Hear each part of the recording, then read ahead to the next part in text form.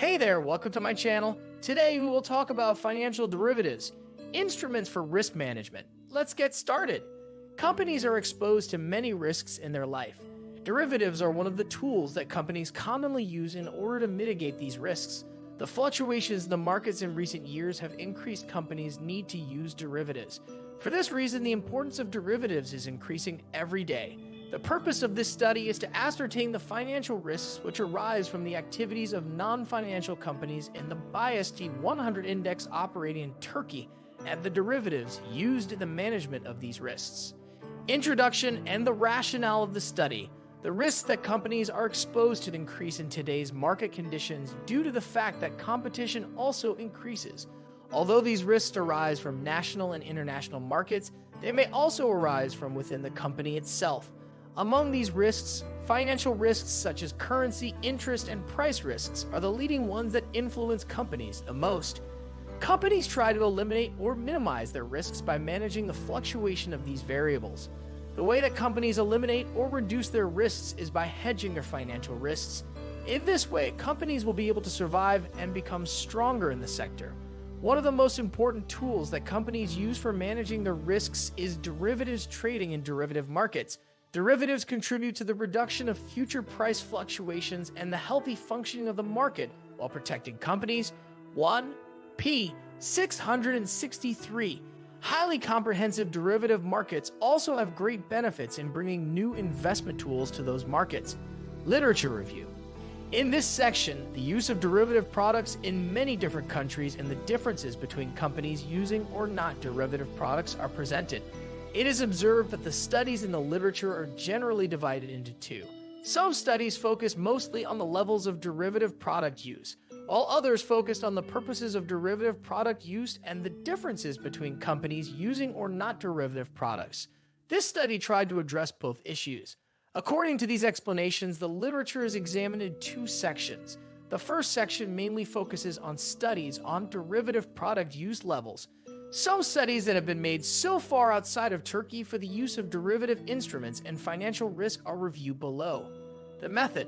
The purpose of this study is to ascertain the financial risks which arise from the activities of non-financial companies operating in Turkey and which are included in the BIST 100 index, and the study wants to determine the derivatives used in the management of these risks. In addition, in this study, an attempt has been made to determine the differences between companies using or not derivative products. 42 companies were not included in the study due to the fact that the companies were not included in the BIST 100 index continuously and were financial sector companies. Consequently, the financial risks of 58 companies in BIST 100 index were exposed to, and the derivatives they used for managing these risks were analyzed.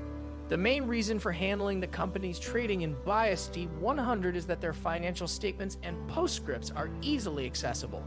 The idea that the companies in BIST 100 index can use derivatives intensively is the reason why they are preferred. Finally, the reason why the financial sector companies were excluded is that their purpose for the use of derivatives may be different from those of other companies. This is because these companies can be both purchasers and sellers at the same time in the derivative financial markets. Firstly, postscripts of the companies were analyzed using a quantitative method. The postscripts of the companies were obtained from the website of Public Disclosure Platform. These audited financial reports are available from the website of Public Disclosure Platform. Analysis and findings. In this part of the study, postscripts of the companies were analyzed and the sectoral distributions of the companies were reviewed. In addition, the risks that companies were exposed to and the derivatives that they used in order to hedge against these risks were presented together with their percentiles. Use of derivatives according to sectors was indicated on a sectoral basis.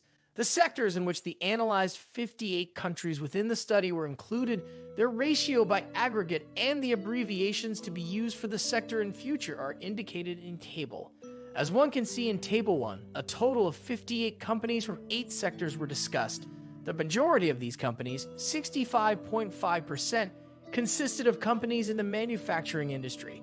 6.9% is in transportation, communication and storage sector, 6.9% is in mining sector, 5.2% is in education, health, sports, and other social services sector, 5.2% is in technology sector, 5.2% is in wholesale and retail, 3.4% is in the electric, gas, and steam sector, and 1.7% is in the construction and public works sector.